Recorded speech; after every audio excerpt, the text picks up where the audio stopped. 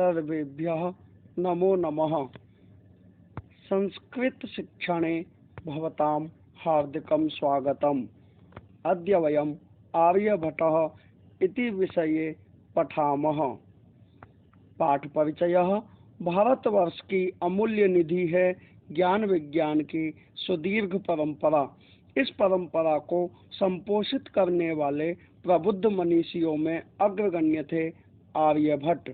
दशमलव पद्धति का प्रयोग सबसे पहले आर्यभट्ट ने किया, जिसके कारण गणित को एक नई दिशा मिली। इन्हें एवं इनके प्रवर्तित सिद्धांतों को तत्कालीन रूढ़िवादियों का विरोध झेलना पड़ा। वस्तुतः गणित को विज्ञान बनाने वाले तथा गणितीय गणना पद्धति के द्वारा आकाशीय पिंडों की गति का प्रवर्तन करने वाले ये आर्यभट्ट प्रथम आचार्य थे। आचार्य आर्यभट्ट के इसी वैदुष्य का उद्घाटन प्रस्तुत पाठ में है। अब देखिए विषय वस्तु, जिसके शब्दार्थ हमारे साथ में दिए गए हैं। पूर्व दिशायाम उदेति सूर्यः पश्चिम दिशायाम च अस्तम गच्छति इति दृश्यते ही लोके। सूर्य पूर्व दिशा में उदय होता है और पश्चिम दिशा में अस्त होता है, ऐसा संसार में देखा जाता है। परम न अनेन अवबोध्यम अस्ति यत् सूर्यो गतिशील इति। लेकिन इससे यह नहीं जाना जाता है कि सूर्य गतिशील है।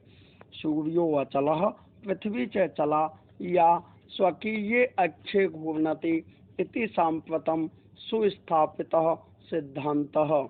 सूर्य स्थिर है और पृथ्वी चलायमान है, जो अपनी धुरी पर घूमती है। यह इस समय भली भांति स्थापित सिद्धांत है। सिद्धांतोऽयं प्राथम्येन येन प्रवर्तितः स आसीत् महान गणितज्ञः ज्योतिर्विच्च आर्यभट्टः।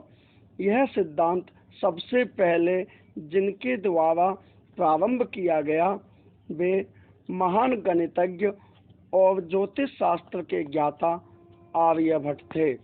पृथ्वी स्थिरा वर्तते इति परंपरया प्रचलिता रूढ़ि तेन प्रत्यादिष्टा।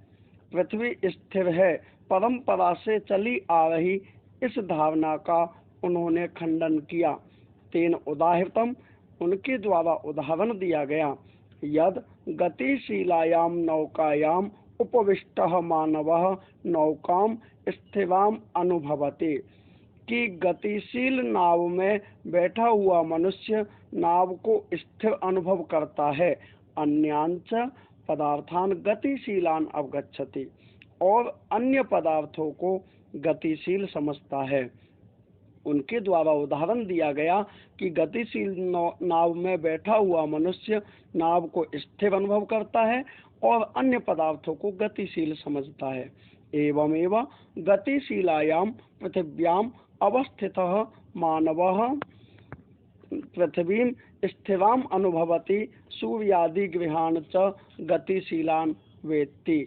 एवमेव इसी प्रकार गतिशीलायाम पृथिव्याम अवस्थितः मानवः, गतिशील पृथ्वी पर स्थित मनुष्य पृथ्वी स्थिराम अनुभवति, पृथ्वी को स्थिर अनुभव करता है। सूर्य आदि ग्रहान च गतिशीलान वेत्ति, और सूर्य आदि ग्रहों को गतिशील जानता है। पूर्वी पंक्ति का अर्थ इस प्रकार से होगा। इस तरह ही गति युक्त पृथ्वी पर स्थित मनुष्य पृथ्वी को स्थिर अनुभव करता है और सूर्य आदि ग्रहों को गतिशील जानता है। षट्सप्तत्यधिकं चतुःशतमे वर्षे षट्सप्तत्यधिक-चतुःशतमे वर्षे आर्यभट्टः जन्म लब्धवान् इति तेनैव विरचिते आर्यभट्टीयम् इत्यस्मिन् ग्रंथे उल्लिखितम्। 476 ईस्वी में आर्यभट्ट ने जन्म लिया। यह उन्हीं के द्वारा रचित आर्यभट्टीयम नामक इस ग्रंथ में उल्लिखित है। इस बात का उसमें उल्लेख किया गया है। ग्रंथोऽयं तेन त्रयोविंशतितमे वयसि विरचितः। यह ग्रंथ उनके द्वारा 23 वर्ष की आयु में रचा गया। ऐतिहासिक स्रोतों भी ज्ञायते यत् पाटलिपुत्रम निकषा आर्यभट्टस्य वेधशाला आसीत।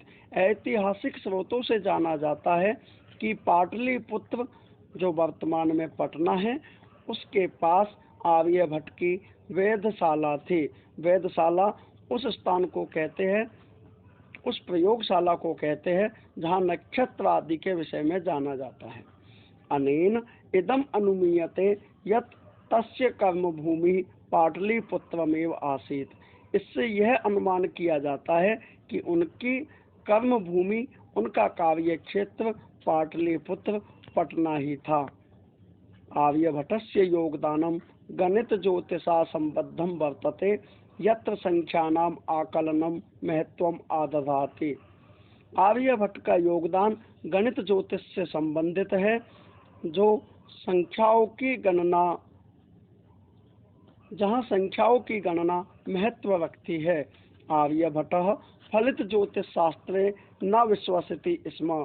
आर्यभट्ट फलित ज्योतिष शास्त्र में विश्वास नहीं रखते थे या विश्वास नहीं करते थे। गणितीय पद्धत्या कृतम आकलनम आधृत्य एव तेन प्रतिपादितम यद ग्रहणे राहु केतु नामकौ दानवौ नास्ति कारणम। गणितीय पद्धति के आधार पर आकलन करके ही, गणना करके ही उनके द्वारा प्रतिपादितम बताया गया कि ग्रहण में राहु केतु नामक राक्षस कारण नहीं है। तत्र तु सूर्य चंद्र पृथ्वी इति त्रीणि एव कारणानि।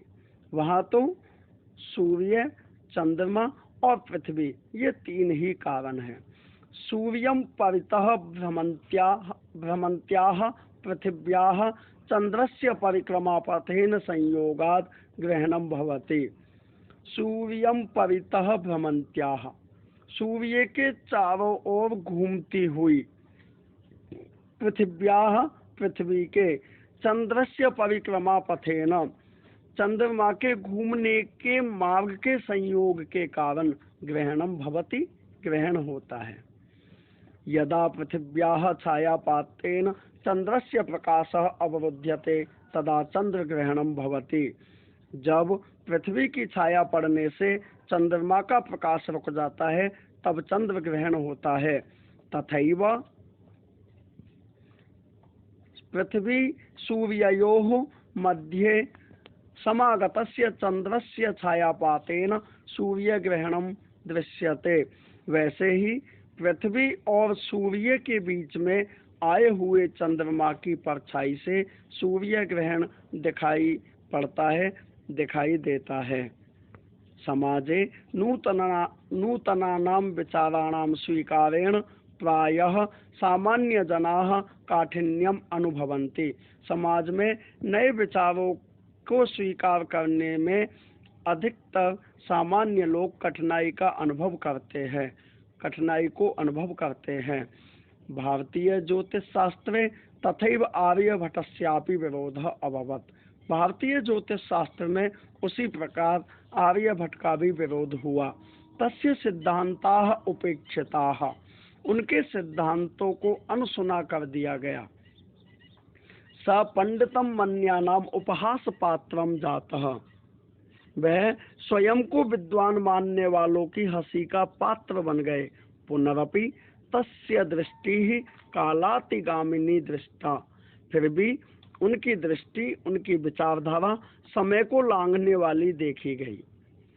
आधुनिके ही वैज्ञानिके ही तस्मिन् तस्य च सिद्धांते समादरः प्रकटितः। आधुनिक वैज्ञानिकों के द्वारा उनमें और उनके सिद्धांतों में आदर प्रकट किया गया, उनमें और उनके सिद्धांतों के प्रति विश्वास प्रकट किया गया। अस्मात् एव कारणात् अस्माकं प्रथमोपग्रहस्य नाम आर्यभट्ट इति कृतम्।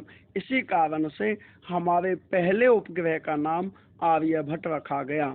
वस्तुतः भारतीयायाः गणित परंपरायाः अथ च विज्ञान परंपरायाः असौ एकः शिखर पुरुषः आसीत्।